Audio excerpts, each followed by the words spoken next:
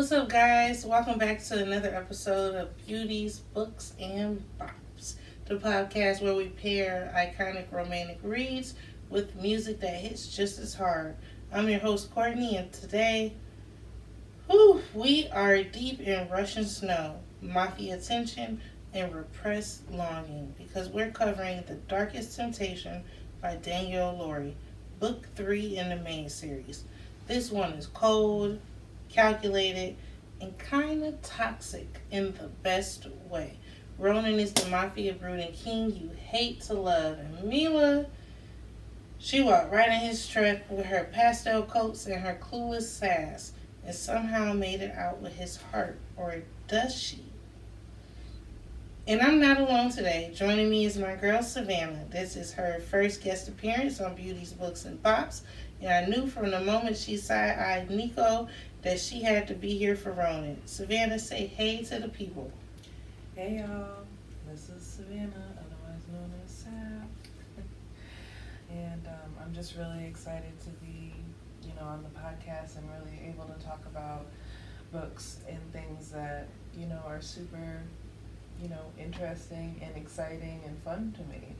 And I used to do the summer reading challenge with the local libraries and everything, and I've just always loved reading. And especially when I came across, the dark romances, and my mom always watches Law and Order anyway, so it's like I always see the other side of things, but I like. Not Law and Order. Okay. I like to know a little bit more about the Rafa, potentially. Period. Now, if you're just tuning in, we've covered The Sweetest Oblivion and The Maddest Obsession. You can go back and listen to those at any time on all major streaming platforms. But today, we're talking stolen passports, shower scenes, dining room scenes, unspoken trauma, and that delicious enemies to lovers slash forbidden romance that had me screaming at my Kindle, damn, Ronan, if you don't just fuck her. And of course, I've got songs lined up for the scenes that hit the hardest. We're talking Halsey, Teddy Swims, I've got a little Ashanti, and a couple other cold blooded tracks that match Ronan's energy perfectly. And I even let Savannah pick a couple of the songs because what's a B3 breakdown without a bop? So let's get into it. So you already know we started off with The Sweetest Oblivion with Nico and Sweeta Belly. And then we had The Maddest Obsession with Gianna and Christian. Savannah's already read both of those. What were your thoughts on those two books? Oh my gosh, clearly Nico and the sweetest of Ellie, and all of their chemistry and the tension and the gas station scene, obviously, and the oh babe, I'm sorry. And then Christian, yes, Christian Alistair and Gianna, I like to refer to her as Gigi, are just one of my favorite couples because I feel like they are both really real and raw and just like kind of like themselves. They don't even really try to hide it that much. And it's interesting how they can be that way with each other and how the trauma that Christian experienced, especially, um, you kind of see the growth from it in this next book, which I love that. And so with The Sweetest Oblivion and The Maddest Obsession, you see how they're interconnected right from the beginning because you meet Nico. You meet Gianna right away, and then you see Antonio, obviously, and then you even meet Christian because Christian almost was third with the whole triangle with Sweeta Belly, Christian. Need I mention that pool scene, baby? But this one, you're kind of at a loss at where the interconnected is. Are you going to see the other people? Like, why is this? So I did like going into it, at least to me, I didn't think I knew without giving too much away right now before the listener knows. I didn't know where Ronan came into play. Did you? I was like, I thought I might have.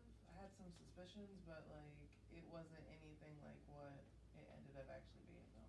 So you kind of, and then Mila, like, who is she? So it leaves a lot up to the guest, to the listener or the reader, because I didn't really know, And so I really did enjoy that little bit of a surprise that Daniel Laurie gave us.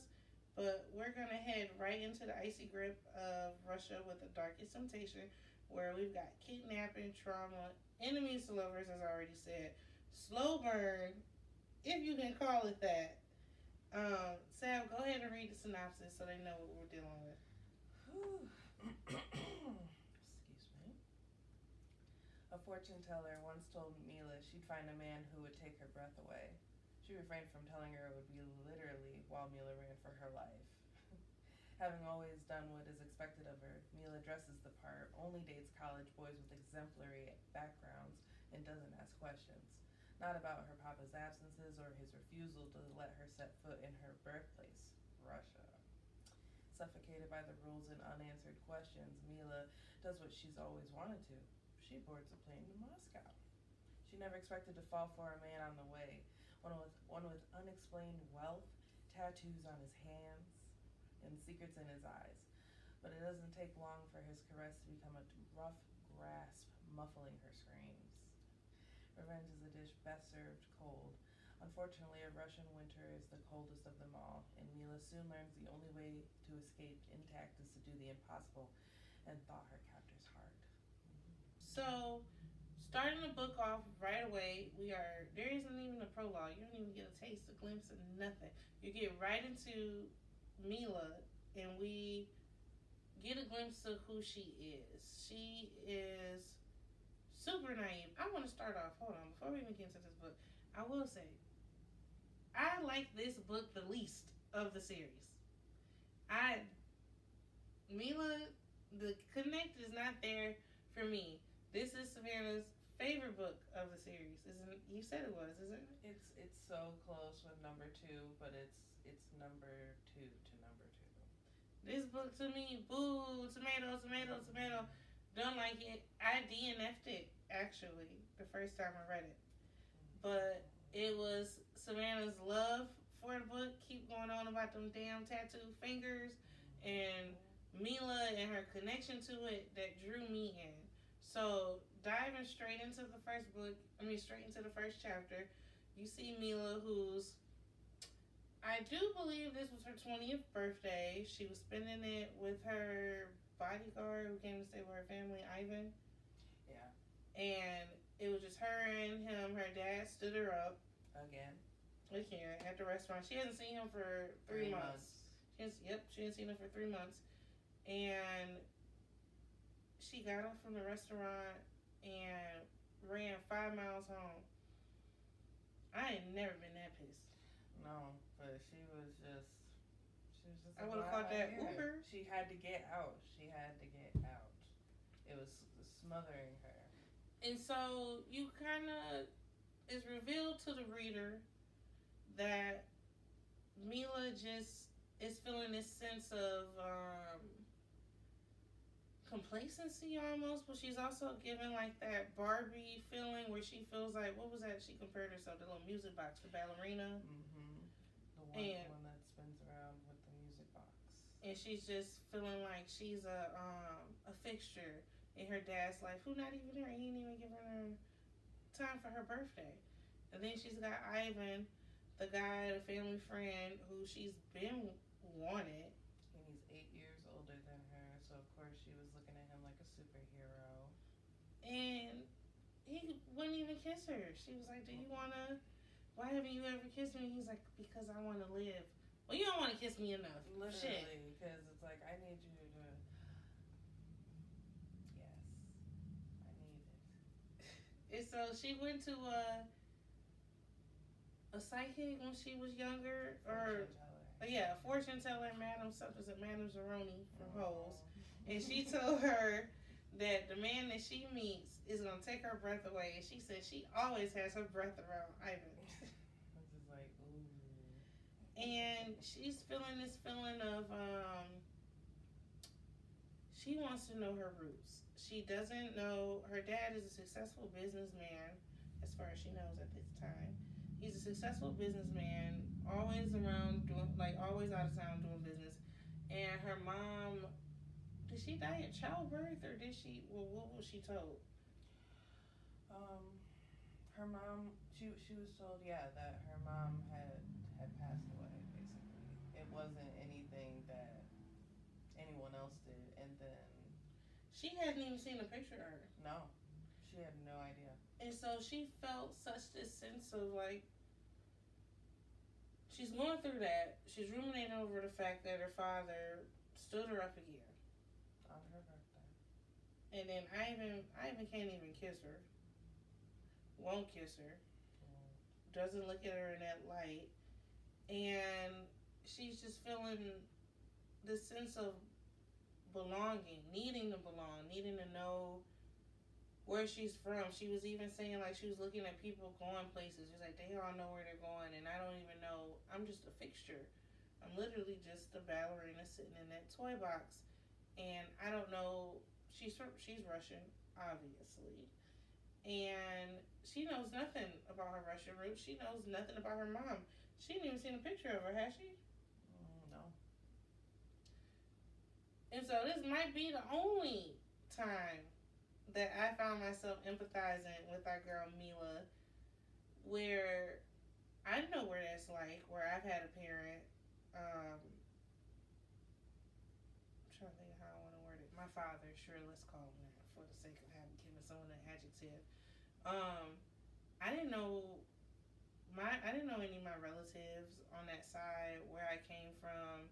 I didn't even know if we had any heart conditions or any medical conditions. I mean, I know that now, but I could have told her from right then if she had called me on the phone and asked me that it was no point in going to go looking because you was better off not knowing because ain't shit over there but shit. That's just a deep foreshadow, I guess. But I understand wanting to know that other side, having a whole side of your family that you don't know and don't have a connection with. You got anything to add? Yeah, I'm just soaking it in. I'm thinking about my own experiences with that, where you have an absent parent, and you don't really get to necessarily know all that much of the other side of the family, especially if you don't have a lot of cousins and things along those lines to bring you together. When you just have one other sibling, and because Mila didn't have any siblings. Mm-mm. And then your sibling is significantly older than you. 10 years about. So I get feeling that sense of, like, why am I here? What am I doing? What's going on? Like, so I get it in that sense with Mila about what she was feeling in that moment. And she was just like, you know what? Fuck it. I want to go to Russia, Moscow, and see what's going on and see where I'm from. And to me, this is the perfect song that fits her sense of loss, that sense of self-discovery journey that she thinks she's about to go on. And she's about to go to Russia, get off the plane, and everything is about to come to light, and she's going to figure out everything's going to make sense. This is the song to me. We forgot to do our criminal song, but we'll do that in our after edits.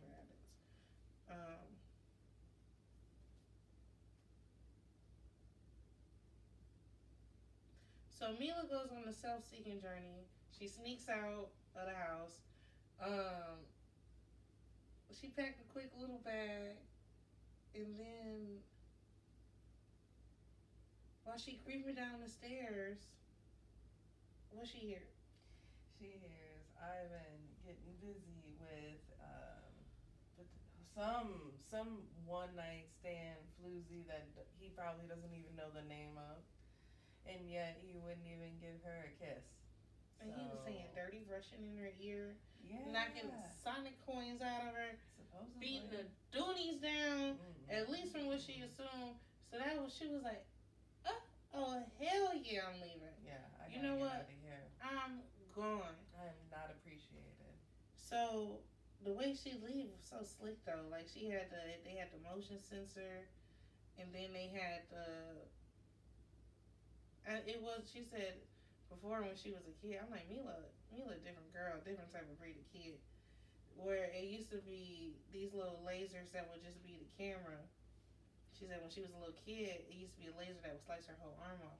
Girl, please. It's like, what? Where was you going? Somewhere dangerous, apparently. As a kid? I guess she thought so.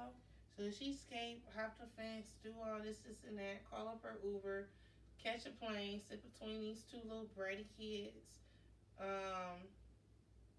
and she gets to Russia. She gets to Russia, and she is.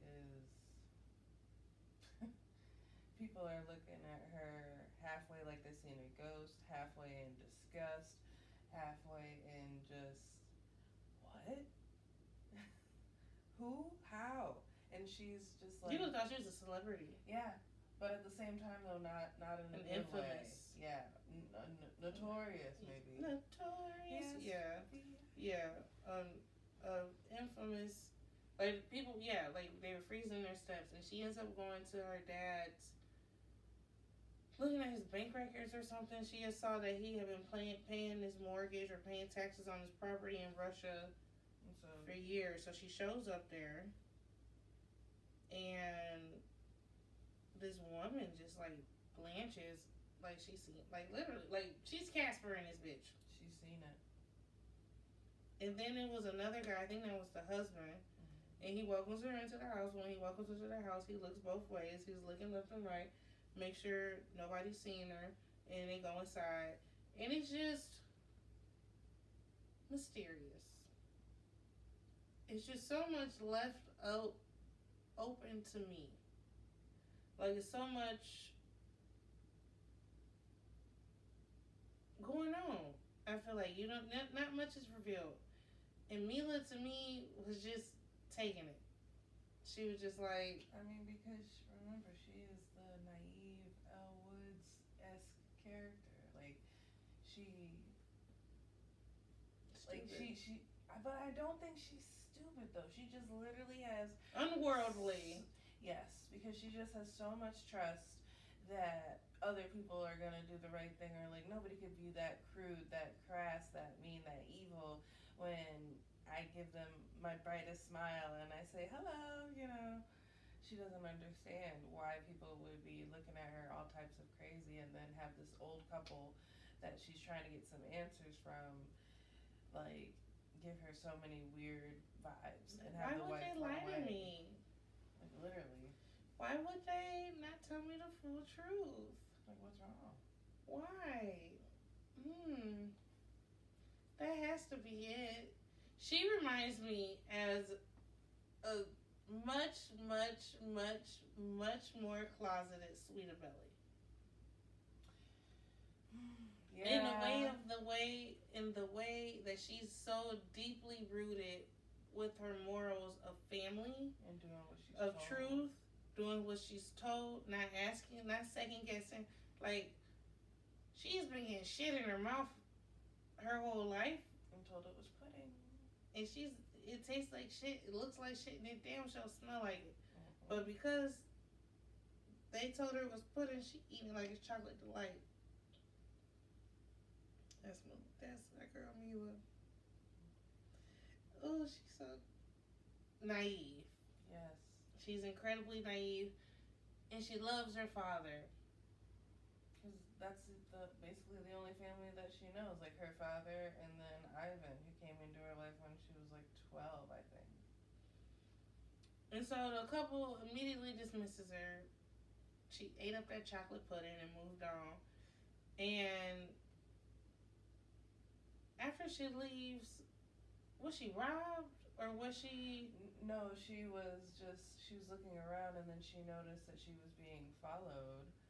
And so she just started, like, you know, I feel like they got close to each other, and then before she started booking it, and she tried to find a way to escape, and then he ended up catching her by the hair and just, like, pulling her back to the ground and basically just stunning her, and was getting ready He's about to take assault her. He was leaving with something. He ripped her blouse open, but then he saw she had a star necklace pendant on her chest, and he was stopped by it. He was stopped. and so she was able to get away. And the next closest thing was like, wasn't it the restaurant? Mm-hmm. Yep, it was a restaurant. And she encountered this very sexy gentleman. She ran into him. Yeah. Sexy gentleman with some tattooed fingers, and his name was Ronan. That's such a sexy name, I will say.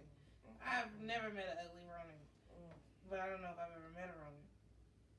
But Ronan just sounds like such a big. He's like 6'7", 6'5", or I don't know how tall he is. He's like, he's a big boy because she's tall. Yeah, she's almost 6, and then he's like 6'5", and then Albert is like big boy. Big boy. Big boy. Because I know Mila said he had her feeling small. Yeah, it's like, and as a tall girly, because they describe Mila. Of course, she's blonde. She looks like a typical, not typical, but she's Russian. She's blonde, pale skin, bright, like light blue eyes, very bright blue eyes, sharp. And she's tall. She's and she's got a small little chest, but she's got curves on her, and they keep emphasizing that she's a sturdy girl, but she's still slender, which makes sense to me as a tall girl. Because if you're tall, like Megan Thee Stallion, she's probably like 160, 170. She's small, but she still weighs more because she's taller. Yes, she is. What's she like, Megan Stallion like 5'10"? Yeah. So I'm imagining like Mila, she looking good. But Ronan looking good too with the tattooed fingers. Dark hair or blonde hair? Oh, he's black all over. That's what I thought. He had them real dark features. Yes, and his eyes are so dark that until you get like closer, you don't know that they're actually like the darkest blue. And so Ronan brushed up on Mila, and he come in like a knight in shining armor because she literally got her little PTSD, not even PTSD, her adrenaline crash from almost being raped on the street by this. She just got to Moscow. She ain't even been there a day. And so Ronan helps get her set up.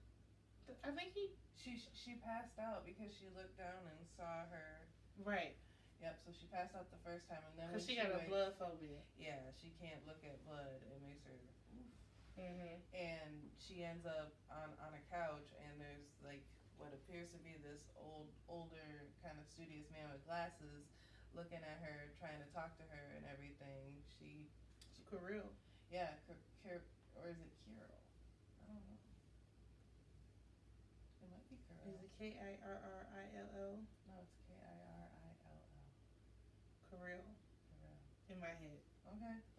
We'll let us know in the comments how to appropriately pronounce that name. Yes, because we want to put some respect on the doctor's name. But Kirill.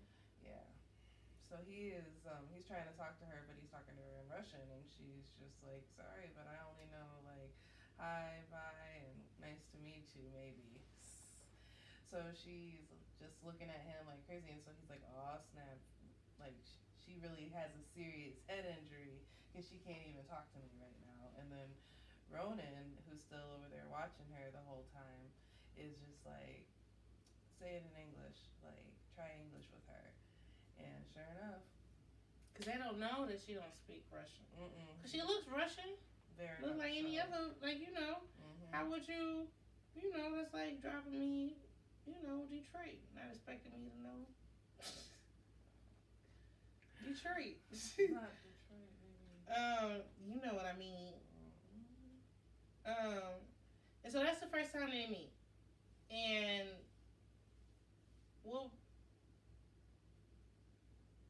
this was the song that this is the song that I would have chosen to be playing in the background for it. And to me, I think it's perfect. And then right after that, we're going to play the song that Sav chose and what she thought would be the perfect song for their first meeting. And so after they meet, I think Ronan checks her into a suite at a hotel, or... Well, I mean, they have the whole thing with the doctor and everything, and how she doesn't do hospitals, she doesn't like needles, and she has that deathly phobia of blood, and yet he still stayed with her the whole time. And when she asked him to stay, he stayed.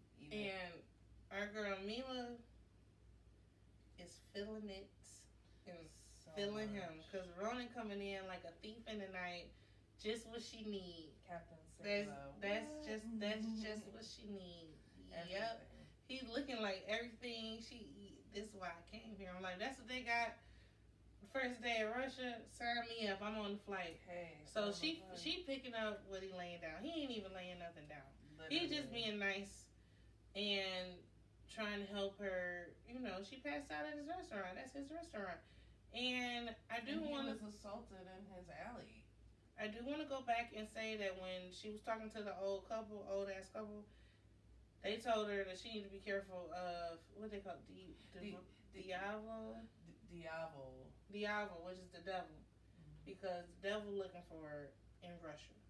And then when she met Ronan told her that them streets was gonna eat her up alive, and that if she needed anything, like he helped get her situated after, like he stayed, like he was like, listen, fine shit, I'm gonna help you get set up.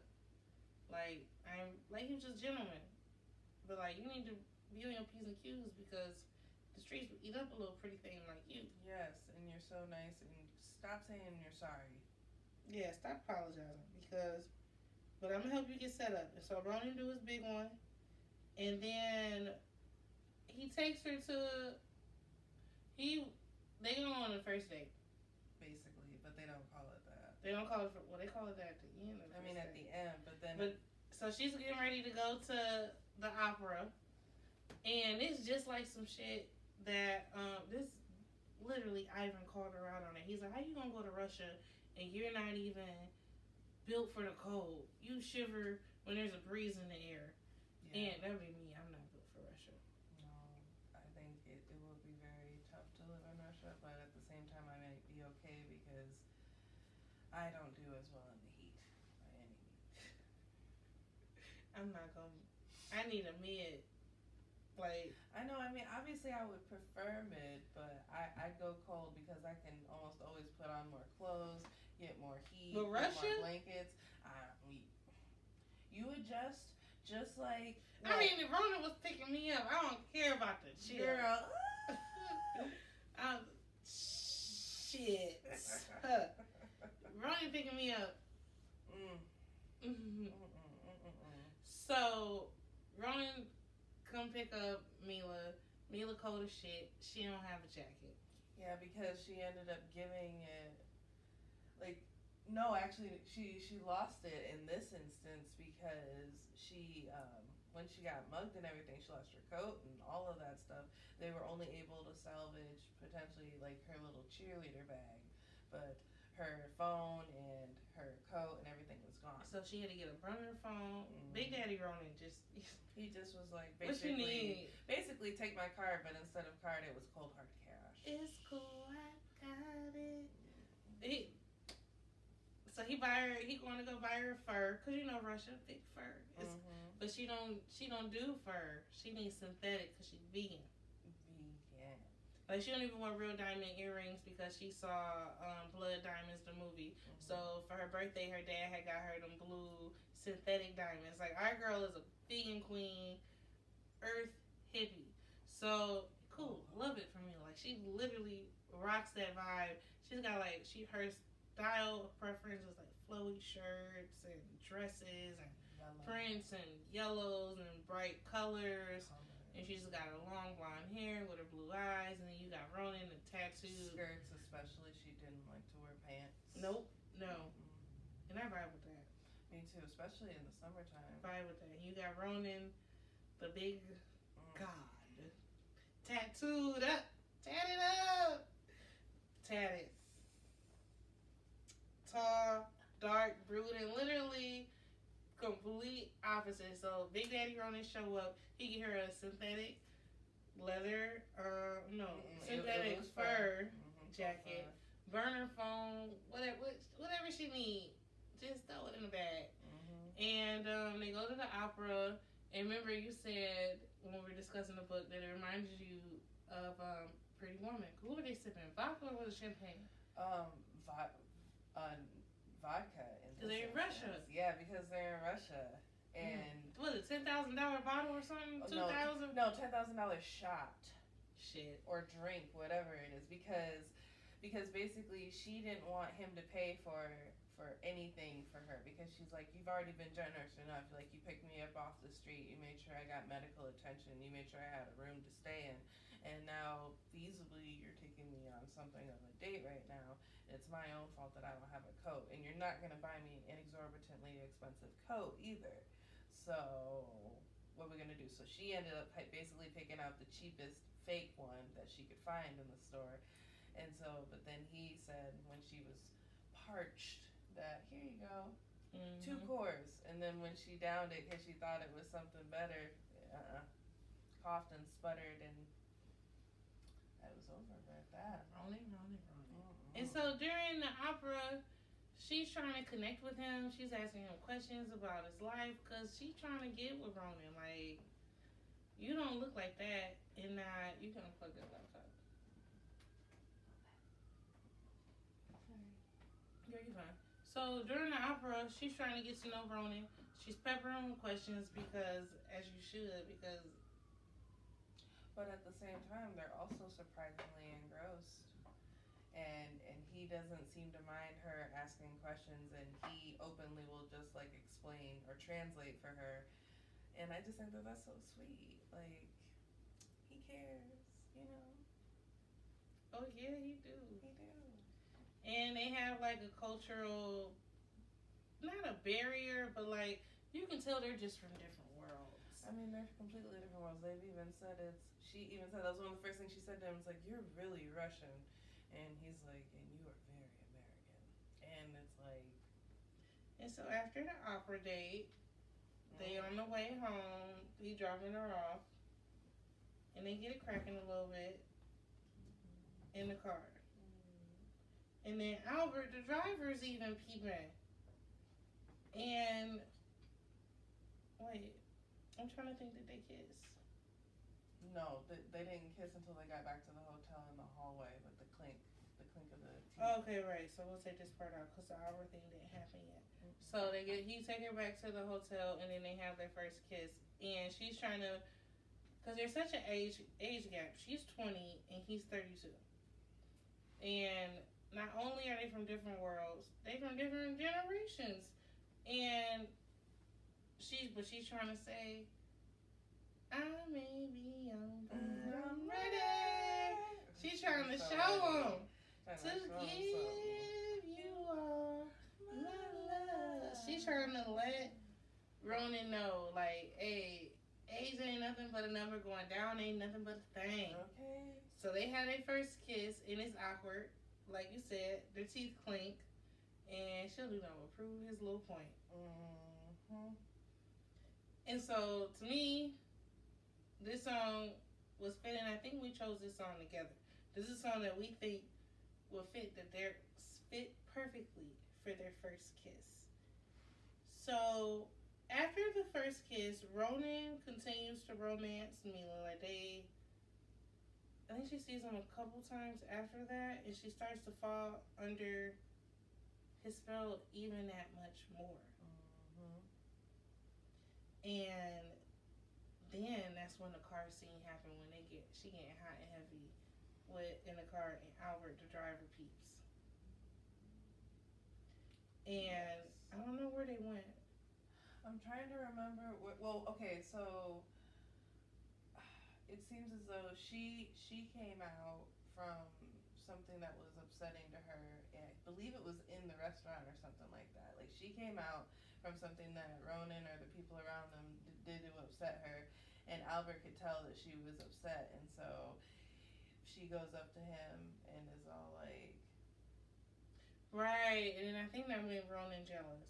Oh, for sure. It's like you're talking to my girl, and she's actually getting a smile out of you, and so you're supposed to be so stoic. After Ronan fill her up in the car, they get back to her hotel room, and in the hotel room, Ronan tell her that he's never gonna be her happily ever after, and he tell her he's not even her happily ever after now. Mm-hmm. Like, he lay it down like, hey, I'm just a boy. Like, I'm just being nice, for real, like, In no way, shape, or form in reality are you and I ever gonna work out. Even for a lay in the sheets, a little dance with tango between the sheets. Ain't no way. And so Mila was like, I know you feel what we feel. And he like, I don't feel nothing but this brick. Not this brick. I don't feel nothing but bricked up. I don't feel nothing for you but a nut. Like, that's all I want to get. Then why are you kissing me like this? And that's what she's saying. She's persistent. She's There's saying no like, way that you like wouldn't kiss me like this. You wouldn't whatever. He's like, please. I'm like this with everybody. I've been him. I am him. I am Ronin, the tattooed finger god. And money. She can already tell. Money as long as a dick. And he wears designer clothes. He got it. All and he know clothes. it. He got it from it. He knows she wanted. And so Mila was like, I'm not just a lay to you. And he like, you are such a lay to me, I can make you come in 30 seconds. Actually, did he say in or under? I don't know. But I know I'm too much of a sassy girl to not be like, I don't blame Mila. Show me. No. It's like, okay. It's like, you think you're so tough. Proof is in the pudding. Proof is in the pudding. Put the money where the mouth is. Or in this instance, where the what? The thigh? Whatever. Whatever you offering up, Mr. Ronan. And so she was like, nuh-uh. I bet you can't. No. That's impossible. And so he said, alright, count down from 30. Baby! Please. She was ready to bust before. What's it, 2 seconds? She's 5? Like 5. Like definitely before 10. And she's like, he would never let me live it down if it happened in less than 10 seconds. So she held on as long as she could to hold 15 seconds. Mind you, he wasn't even doing nothing crazy. He had her hands up again, and then it's like he had his hand on her little bitty waist, and he had her like on his leg, and she was just going to town on his leg. Yeah, and he's right there, and they're kissing. Yeah, they was kissing, and she was rubbing one out. Rubbing it, please. But the way he had it, she couldn't even. So he had her hand up like the weak little bitch she was. I ain't gonna lie, I would have been right there with her, Mila. Okay. Like Mila. Okay, because girl, that's I don't judge it. I ain't judging, bro. Cause he would have got me. Dottie. So all that being said, this is the perfect song that would fit the way he had our girl Mila hemmed up in that moment, counting down from them 30 seconds. And so after that, Mila on cloud 9, because I know damn sure I will be. Life is worth living. Everything. The birds is chirping, the sun is out. There's a brisk breeze on my face because I came on Ronan's thigh. It's how I've been feeling. I feel like I hit that Mega Millions jackpot. And Mila had went to the store to get some essentials. And when she was leaving the store, she was snacking too. She was getting a bunch of snacks, I think. Like a bunch of snacks too. She probably needed it after she had did all that energy. Well, yeah. And she had to make sure that they were vegan. Girl, she was fucking up that popcorn. I mean, she was. So when she leaving the store, she realized she's being followed. Again. For the umpteenth time. Like, life is worth living. She got something to live for now. Yeah, and also, too, she still has questions. Like, she still needs to figure out what's going on with her past, with her dad. Everything going good with Ronan, but he ain't even eat it. No. So he didn't even actually touch it yet. Shit, they barely kiss. Like all this is just some heavy groping. So it's cool, but I came to Russia for more than this. So that snapped her back to her little reality. She get the bustling on the street, and the dude said her name too. Yeah, like he was talking to her while he was following her. Like, yeah, Mila. I thought you was being careful. Like, you never know who you're gonna run into. So now she jogging. She gone. She's like, I need to go to my man. Yeah. Because my man, Ronan, is gonna hold it down for me. She goes to his restaurant and she go by one of the guards. He was bartender. Yeah, he was one of the bartenders, and he was giving her the stank eye when she first came like, in. Anyways, bitch. Yeah, and like, so he all literally. he looking at her, and she feel like, I think she feeling like she shouldn't be there. Yeah, but at the same time, so she got the dude chasing her. Yeah, and she ain't nowhere I want to be but in my big ass man's arms. She needs to know where Rona is and seeing what he about to do after that. Mm-hmm. So the dude wave her forward. She go in the back of the restaurant. And there's a little meeting going on. Like, some men standing around, and it's a man sitting down with his hand held out. And Rona's calmly talking to him. You know, having business. You know. And Ronan told him, like, I think he said, like, I hate when people lie to me, or I hate people get me fucked up. Mm-hmm. And I guess he showed us how much he hated. Which finger would be best to lose? And Mila, like, he being funny? No. He funny. So the man it's like, yeah. And Ronan cut that motherfucker off. Cut it off. Clean. And it rolled to the floor. And so then Mila's sitting there looking, and Ronan like standing there peeping around the corner. And she acting like she about to run out. And he like, now why would you try and think you could do that? Yeah, she runs into the kitchen of the restaurant and it's dark because I guess nobody else is in there because it's after hours and everything. And he's like, no. With his kitten. Yep, because it's like she's his kitten, his pet. And before she thinks she can make a run for it, he snatches her up and basically is I got you. Yeah, and he puts a syringe in her and drugs her. Mm-hmm. And this is where things start to not be so pleasant. Mm-hmm. Everything is a sunshine and rainbows, Miss Mila. But also, too, we're going to be getting some of the Ronan rather than... Oh, I know. This ends part 1 of the book. So, I don't know how many parts. I'm in like 3 or 4 parts of the book. No, I think it's just 2. Or is it 3?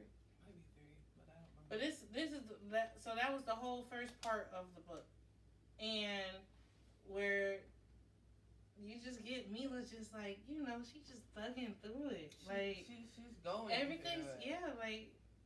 But she's determined and she's hopeful and she's still assuming. She remind me of that movie Trolls. You see that movie Trolls? I feel like we watched it with Huey, but I don't really remember very much. Not a Bergen. Okay, Ronan would be a Bergen. She's what's the main character name? Poppy. Yeah, she literally. Yeah, Mila is literally Poppy. Not Poppy. Oh, yes, she is. So if I could think of the song, I'd sing it on top of my head. She is literally Poppy. When Poppy is walking through that forest to try to save her couple little friends, and she keep getting shitted on, and she trying to act like everything's gonna be okay. Yeah. If I just keep going and she was about to die, oh my God. That's literally the signs were there from the beginning, to foreshadow the ominous. Like the moments were totally. She couldn't believe that someone would try to actively hurt her when she literally did, as far as she knew, hadn't done anything wrong. And so this is the perfect song that we chose when Mila realized all of that chocolate pudding that was filled up in her belly, that she was filled up in her belly, was actually shit. Yeah. And he was a liar, and he... Well, she don't know all that yet. She just know that she realized it started to stink. Yeah. Like, you know what? That didn't taste good. No. But she ate 3 bowls already. And then she was at the last bite when she realized it tastes like shit. So in part 2 of the book, this takes place from Ronan's point of view. And you get an entirely different perspective. Ronan hate Mila. He don't care if she live or die. Well, at least that's where it is where he's describing his feelings towards her. And when he's describing where he's at, he does feel regret for drugging her. He's pissed about the dude who let her go back there. But at the end of the day gotta end. He scooped Mila up, take her back to the crib, and the crib is actually not the little restaurant or anywhere or the whole no, hotel. it was all a lie. Yeah. All of that was a lie. Mm-hmm. It was all a lie. Mm-hmm. None of that was what it was. That was all a facade. He take her back to his estate because she thought he was this businessman who lived downtown, restaurant. He had a little bit of coin. He was just a gentleman. Nah, he taking her back to the estate. And when she comes to, I don't know if it was on TV or if it was on her phone. Oh, it was on the TV. Yeah. On the TV, and when she woke up, playing on the TV was her counting down from 30. I'm Ronan's died in the hotel room. And she see Ronan from across the room, and she looking like, what's going on? What? He got her phone in his hand, and he got the video pulled up, and her daddy number queued up. Mm-hmm. And he's like, I wonder what Alexei would think if I said this to him, if he saw his darling daughter come apart like that so easily, like she wanted it. And he fucking sent it, y'all. And he sent a text message. And hence, she threw up. I would have expired on the spot. Like I don't. She couldn't handle it. I in no way, shape, or form. And to me, this made Ronan irredeemable. I know. This was this was it for me. You sent.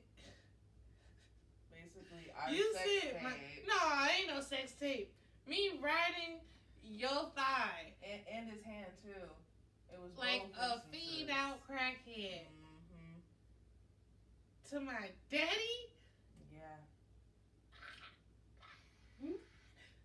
Like, the embarrassment would be, like, if it was a way to die from embarrassment. Sam, can you imagine? You close with your dad. I don't have a relationship with mine. How would you feel? I feel as though you getting off on his hand. No.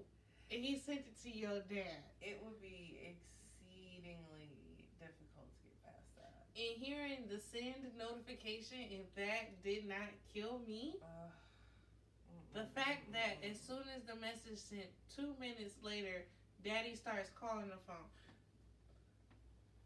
No, don't answer. Like, are you? What? In what way is this romance? This book took a turn for me. I think that might have been where I stopped reading it the first time. Probably. Because, the way she did that, duped us. Oh, he's so... I mean, I was seeing it was going to be some bullshit. I mean, I knew it was going to be some bullshit. Had to be, but at the same time, to you be sent that my daddy a video of me riding your hand. Yeah, coming at least twice. I'm coming. Mm-mm. No. And so then she over here like, what's going on? She's like, oh, you don't like me because my dad, what he into? My dad just a businessman. Well, obviously, bitch, your daddy is not just a businessman. I don't know why. He even said it. She was like, oh, you don't like my dad. He's like, she's so smart. Like yeah. Like, God damn, whoa, they had me brilliant. Yeah, wow. Nothing is by her. Right. I wouldn't have been attracted to Mila with just how naive she is. Like, what else do you think you're here for, bitch? Like, you are a vegan who recycles. Yes. Who doesn't wear real diamonds. Yeah. What other beef could there be? Or real fur. You don't even eat beef. So what could be the issue? So daddy on the phone, what you need? Don't touch my daughter. Too late. I already fucked her. Please. He's so pissed. You got fucked by your daddy's op. And your dad seen it. Yeah. seen it, heard it too. Heard it. I hope he muted the video. Yeah, you would hope, but maybe he. And so, Ronan basically said, I want to trade you for the daughter when I'm done fucking the daughter in my due time. Yeah, it's like when I'm ready to let her go is when she gets to go. And so that fucked Mila up because... Well, and her dad even surrendered himself, too. Yeah, he said, well, I'll give him, like... Yeah, it's like, I know what you want. Just make sure Mila gets out of here, aight? And so... that he's like, no, that ain't about to happen. That's not gonna happen. You guys don't get to determine how this ends. And so now Ronan is just being so brutal, so cruel. Like, it's just like such a complete flip has switched, and that's why I'm just like, ugh. It would have been no redeemings for me. So Mila's father has bargained his life in exchange for Mila's. Shoot, I know my father would do that.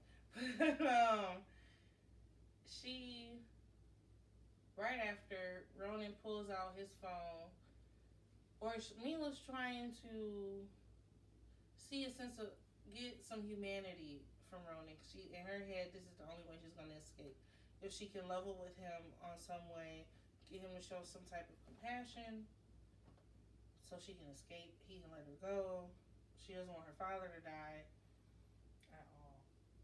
And so she was like, there has to be some sign of that sweet man. That I saw before, the gentleman, the good man. Or maybe if not even good, just at least noble man. And so Ronan pulls up his phone and takes some pictures. And he tells her to take off all her clothes. Good, sweet gentleman Ronan. I'm telling y'all, irredeemable. So he can send some more pictures or videos, or whether he's going to do it or not, that's what he's alluding to. And Mila's fighting it off. She doesn't want to, but she know he ain't playing no games. She's looking at him, and she's coming to terms, this is not the man who she thought it was. Who she thought he was. And so she ends up on the bed, undressed, tied up. And Mila's fighting it, but her body is not. My mind's telling me no. But her body. But her body. Her body was telling her yes. And Mila goes to the quiet place. Yeah, she's like, okay, I can't let this happen. Like, even though it looks as though he's getting ready to go downtown on me, I'm not okay. He's not ready to. He breathing on it. I mean, he breathing on it. He literally he already hickied her and everything on her inner thigh. And I was like, oh. And because he said this is boring or something? No, he has said, she was like, are you going to torture me? She said, this doesn't seem like torture. And he's like, I don't care about torture. I'm much more interested in seeing how you taste. Yeah, and seeing how you taste, but also, too, seeing how many times I can make you come. And the first time or two. When he looked up getting ready to do it, he noticed that she didn't went to her quiet place. She's like, just zoned out, checked out. And what did he say? Like, tell me I haven't broken my pet already. Yeah, already. And then she looks at him, and then she's like, fuck you. Like, or I hate you, or something like that. Go to hell. Yeah. Because he's the devil. So while she's tied up naked on the bed, the door opens, and in comes this eccentrically dressed woman. Always. Holding a baby. She's pregnant. On her head. And a nicely dressed, very attractive gentleman. Oh, but remember, the gentleman doesn't come in quite yet. At first, it's just the first two, and it's Christian and Gianna, baby, they back with their baby, and Gianna's pregnant with another baby. Okay, because one thing Christian gonna do is shoot up that club. Okay, because Christian don't. He need more Giannas. He needs more. He needs all of it, and it's like anything to make her happy. So they got a little girl. her name's Kat, and she's also dressed fairly eccentrically. I think she had on like a big T-shirt and then some long knitted socks or something. And then Gianna had on the leopard stilettos, and I think did she have on shorts or did she? Gianna just had on everything. She had on everything. It was taking it, having her way as she should, because our sweet girl deserves it. And it's so nice to see her. It's so nice. So nice to see her. So she walks in with her baby on her hip. She stopped and she looked and she's like, fucking in-laws. Like, what the world? Crazy ass. What y'all got going on? Then the baby look up. Kat. She's like, is this my babysitter? Yeah, and she's like, no, this ain't your babysitter. No, this isn't your babysitter. This is a guest. Yeah, apparently. And so then Daddy Christian come in. And Gianna like, she get a baby to her and she like, leave us alone. We need to have some girl talk. This, yeah, it's like and Christian going along with it. But begrudgingly. He turned around. Mind you, Mila spread out naked on the bed, handcuffed. And he don't care. He don't give a fuck. She could be wearing a burqa, and he would still, it'd be the same reaction. He turned around, and this man gonna say, keep it cool, because if you don't, I'm gonna make what my brother did to you look like fun. Child's play, basically. Please. Christian don't play by his. No, ever. His GG and his Cat? His. Nah. Please. Nah. No. And so Christian takes baby Cat to the office with Ronan. Is it the office or is it the library? One or the other. He said she looks like was it Mikovic? Yeah. And they discuss, because we don't know yet what it is, but her dad did something bad, something filthy, something disgusting. At least. Something nasty. At that time, I'm thinking it has something to do with human trafficking, considering Ronan is revealing some of his distaste for human traffickers. We already know about the trauma that Christian's gone through. We already know that their mom's a piece of shit, because obviously this has been revealed that Ronan is Christian's brother. And it's just so nice to have him back. It's like getting a visit from an old friend, because Christian and Gianna just deserve it with their crazy asses. Oh, so crazy, but so good. And Ronan and Christian are in there talking, and Christian's like, oh, if this is your pet, if he's exchanged his life in exchange for hers, why is she still here? He's like, I'm not done playing with her. He's all like, basically, you shouldn't play with your food, otherwise it's going to get away from you. Because I already seen that hickey on her thigh, so what did you... Because we, at least before I became married and obsessed with Gianna, we didn't go down on women. Yeah, we didn't go down on nobody. Christian be sucking off the bone. I mean, now, yeah, it's like Gianna is... And Ronan giving them shit, talking about, so how's it like being a one-woman man? Mm-hmm. And Christian, don't talk about my wife. Yeah, like literally, don't even mention her. And it's cute a little bit to see Ronan get defensive and like, not defensive, but like jealous of the fact that Christian saw Mila naked. Yep. Even though she was a hostage, and even though he knows that he used to be fine with sharing women with his brother and everything else like that. So meanwhile, back in the room, Mila's trying to appeal to Gianna, like, hey, help me, bitch. Help me. Like, I'm laid out, naked. And she's like, I'm gonna go get you some clothes, girl. Don't worry. And then she go get a shirt with some Elvis face on it. After she untied her though, so she untied her. Cause she had to pee real bad. So bad. And Mila was like, oh, he probably learned how to do these knots in prison. She was like, among other places. Like, you trying to get some sympathy from Gianna. Gianna don't, butter couldn't melt in her mouth. Please. She was born into this life. She been through it. Like, she wrote the story. Gianna and Mila couldn't be further apart from like even experiencing that world. Even more so than Sweeter Belly. Oh, for sure. Because Sweeter Belly still has that it's like naive she was sense. still That's why I in said it. that I feel like those two have more in common, Mila and Sweeter Belly. But even still, Sweet Belly knew more. Was more on the level. She Oh, knew, for sure. She knew what was dangerous. Versus Yeah. Mila had no clue. She had no sense of like survival. Of self-preservation. There we go. Yeah. And so, Mila's trying to, get Gianna's sympathies, and Gianna's like, "Oh well, men in this family are just a little crazy. Like they have an odd way of showing affection. Mm-hmm. Give it some time, girl. But remember, you're a goddess, and she's deep inside." Yes. And that's basically it. And she's like, "Have a yeah, good one." Like, and after she gave her the shirt and everything, and it's just all like, in this world, everything isn't just black and white. Like, there's a lot of gray areas that we're in right now. Mm-hmm. And Mila's just like, "What are you talking about? Like, this is crazy. I just saw this and this happened, and I was drugged, and I was kidnapped, and Mila ain't been going through it. She been." And so this is the song of how we felt when we saw Christian and Gianna walk up in that door. Because, oh my gosh, it was so nice to see them. So, go ahead. I was just gonna say before we even do that Christian and Ronan, it was good to see their relationship unfold. Yeah, and their back and forth, and their and their camaraderie, and their love for one another, or their affection at least, because men don't show that. Yeah, no, it's like they're not gonna hug each other, but they can tell. So Mila settles into the prison life after the visit from Christian and Gianna. She's refusing to eat.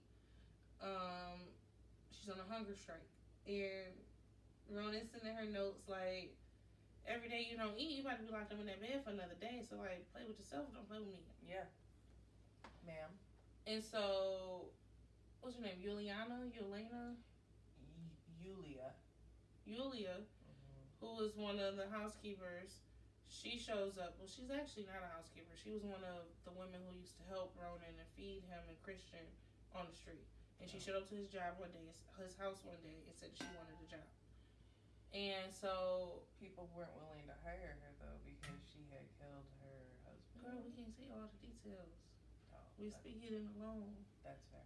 I'll just cut that, please. Sorry. And so,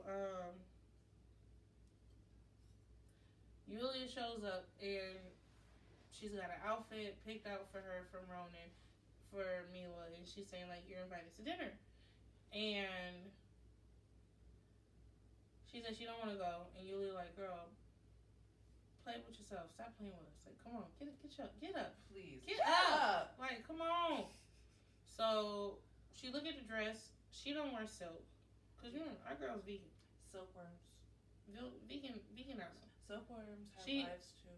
Our girl has a whole stance. Yeah. What she will and will not wear. So she went down there in her Elvis t-shirt and nothing. And Ronan pulled her in his lap, and she in the lap, and he immediately cupping her. And I ain't saying. Yeah. He what? Yep. But a lot more sensually. I was like, I probably shouldn't cut myself, but I just... She don't got no panties on. She's got on a t-shirt. Yeah. But he do it again. That's what he doing. Yep. And at the table, and then there's like two people there, which I'm pretty sure they're actually kind of strangers to her. Like she doesn't really know them. But she didn't know. Yeah. Because those are people who are readily available on home ground. Yeah, like in Russia, and she don't know nobody else. So one of them is her distant cousin, Alexander, and the other one is someone who is in her father's organization.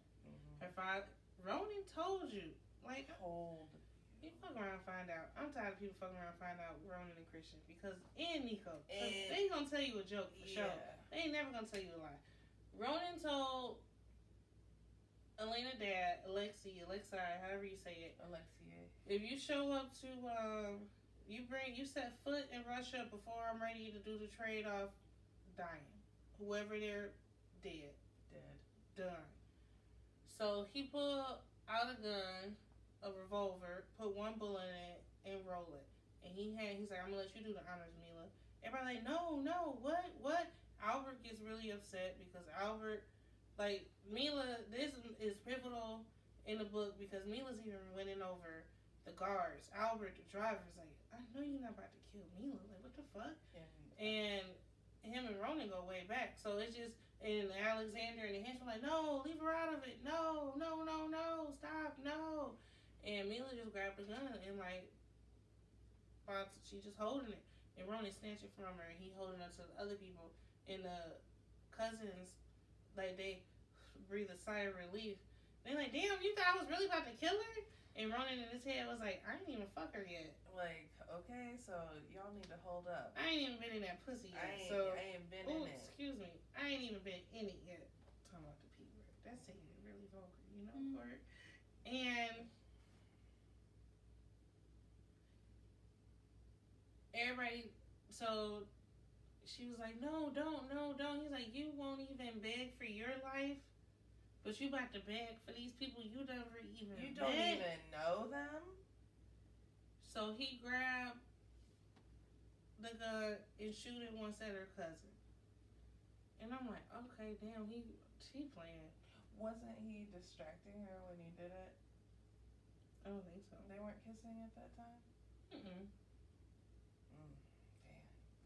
But, like, what happened? Because she didn't actually watch him shoot the other person.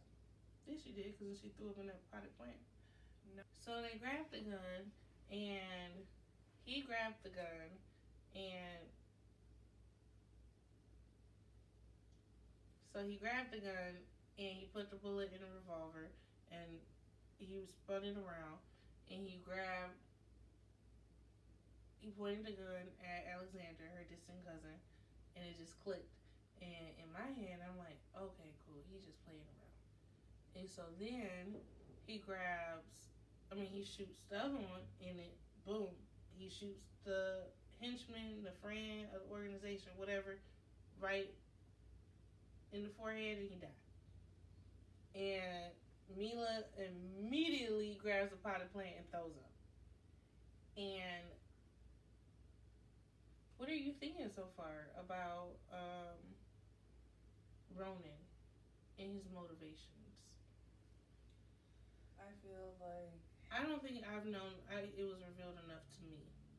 No, at this point, it was definitely still kind of dubious. It's like, I did feel fairly comfortable with the fact that he wasn't going to hurt her, because if he was going to, he would have did it already.